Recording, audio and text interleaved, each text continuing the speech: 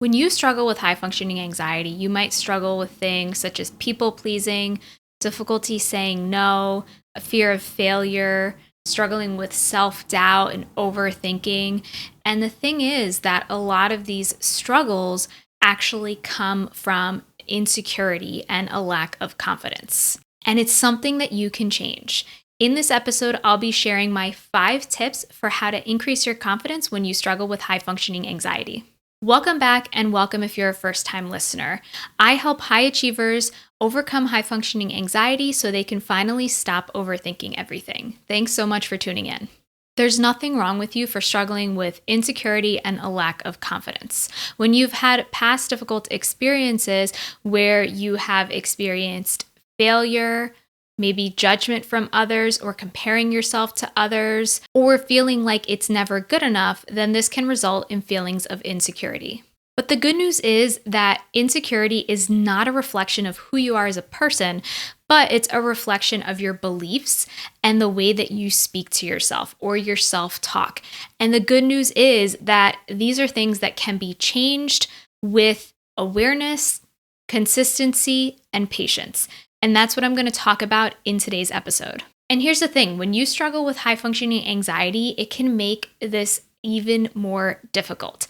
And that's because you tend to have high expectations for yourself, so it never feels like it's good enough. So you're constantly running this race where you feel insecure because you're constantly judging yourself to this unrealistic, perfectionistic expectation for how things should be. And this can leave you feeling doubtful, insecure, and put you into a cycle of busyness and overworking so that you feel like you have some sense of control. But the reality is that it all starts from within. If you can recognize the thoughts and the emotions that are driving these behaviors, then you can make a change and you can learn how to feel more confident and take the steps necessary to overcome high functioning anxiety. Now, here are my 5 tips for how to increase your confidence when you have high functioning anxiety.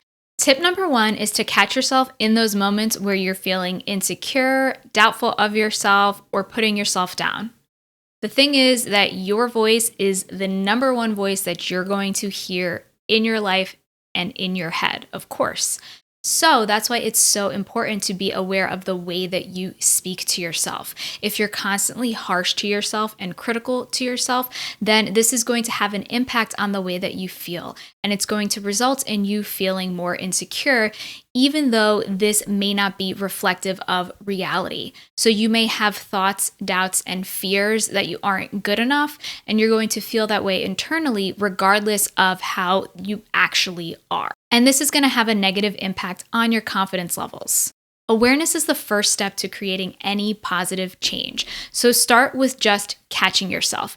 And the important thing is to not judge the judging, because then you're just creating more of the same negativity and difficult emotions. But just catch yourself in those moments of judging, criticism, and harshness, and recognize how it makes you feel.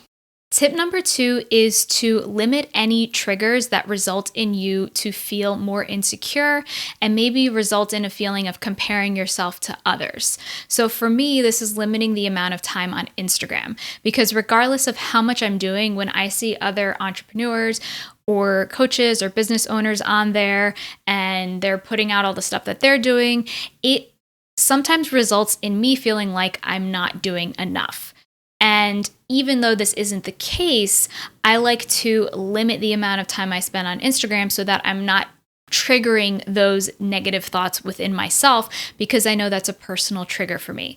So what I want you to do is identify what those personal triggers are for you. Is it spending time on social media, maybe Facebook or Instagram, whether it's related to work or your personal life? Maybe you're seeing other people achieving things in their career or in their relationship or in their other areas of their personal life that is making you feel like you're not doing enough or making you feel insecure.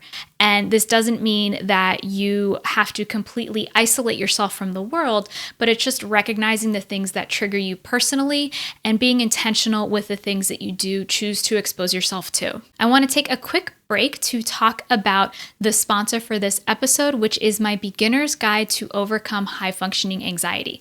This is perfect for you if you're struggling with high functioning anxiety and you're confused as to the first steps to take, or if you want a comprehensive guide that's going to walk you through the best steps to take in order to manage and overcome high functioning anxiety. You can find this by clicking on the description if you're watching on YouTube, or by going to www.hfaguide.com. Tip number 3 for how to increase your confidence when you have high functioning anxiety is to make a list of your strengths and positive attributes. Now, a lot of times when I've asked clients to do this in the past, they struggle with it because I think it can be hard to think of what your strengths are sometimes. But I really want to encourage you to focus on your strengths because I know that you have unique and amazing strengths. It's just that you don't fully recognize them yet, or you're more focused on your negative attributes and what you have to fix. So you're really disregarding and not paying attention to the strengths that you do have. This can be a one-time practice or even better, a daily practice. End the day by making a list of what you did well and by keeping track of the progress and the strengths that you are exhibiting every single day, because I know that those things are happening, but you're just not recognizing them. So when you're taking the time to be intentional and recognize your strengths and what you're doing well, that's going to build up that positivity muscle so that in the future, it becomes easier to recognize your strengths and to look at yourself in a positive way. This actually helps to overcome the negativity bias that we have as humans, because it is easier to focus on the negative as a way of protecting ourselves and keeping ourselves safe. So in order to counteract that, you need to build up that positivity muscle. And a great way to do that is to recognize the things that you're doing well. Tip number 4 is to face your fears and do something that's a little bit out of your comfort zone regularly. Now, I know that facing your fears is difficult and it can bring up feelings of fear and anxiety. And that's okay, because I know that you can handle it. And when you're facing your fears, you're teaching yourself that you can handle these things that come up. You can handle the difficult emotions and you can handle doing things that make you feel a little uncomfortable.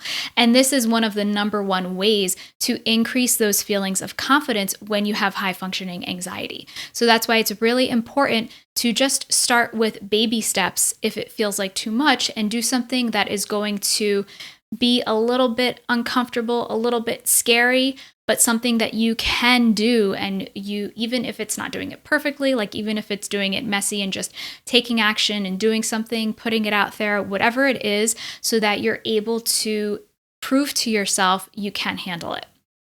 Tip 5 goes along with tip 4, and that is to celebrate your wins, because especially when you struggle with high functioning anxiety, after you've done something, it can be easier to focus on, oh, well, I should have done this better, or this wasn't really good enough, or I messed up this, or oh, people are going to judge me for that, whatever it is. And that's just going to keep you in that place of despair and insecurity and doubt. So that's why it's really important to celebrate your wins and to celebrate what you've done well.